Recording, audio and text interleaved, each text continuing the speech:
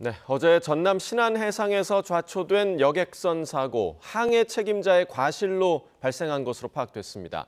목포에 입항한 사고 여객선은 사고 조사 등을 이유로 운항이 중단됐는데요. 현장 취재기자 연결하겠습니다. 오선열 기자.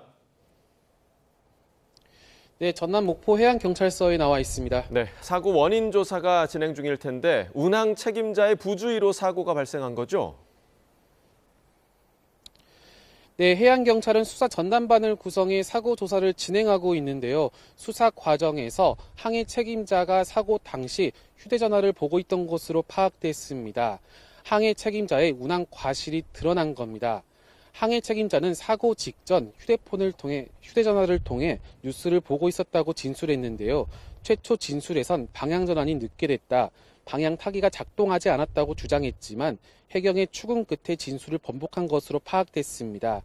사고 해역은 여러 무인도 사이에 비좁은 수로이기 때문에 항해사가 직접 수동으로 운항해야 하는 구간인데요.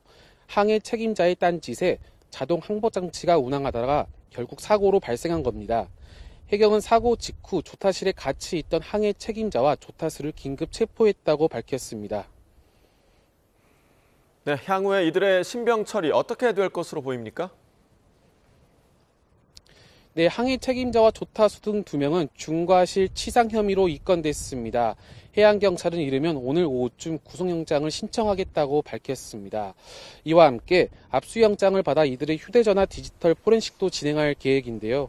실제 휴대전화 이용 시간과 실제로 뉴스를 봤는지 등을 파악해 사고에 미친 영향을 조사할 예정입니다. 사고 여객선의 선장도 현재 같은 혐의로 입건된 상태입니다.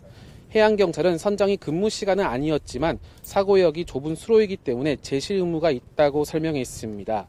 선장은 당시 일시적으로 자리를 비운 것으로 파악됐는데요. 해경은 추가 조사를 통해 선장의 신병 처리를 결정할 계획입니다. 네, 사고 여객선은 목포에 언제 입항했습니까?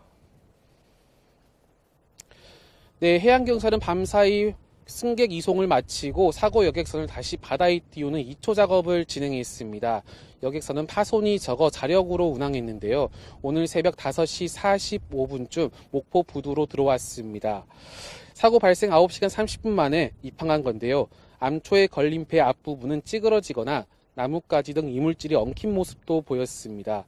인근 숙소에서 밤을 지새운 승객들은 이른 아침부터 이곳 부두를 찾았는데요.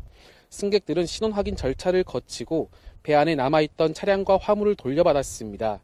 잠시 뒤인 오후 1시부터는 해경과 국가수 등 관계기관 합동감식이 진행되는데요. 여객선 선사 측은 사고 여파로 점검이 완료될 때까지 운항을 중단하기로 했습니다.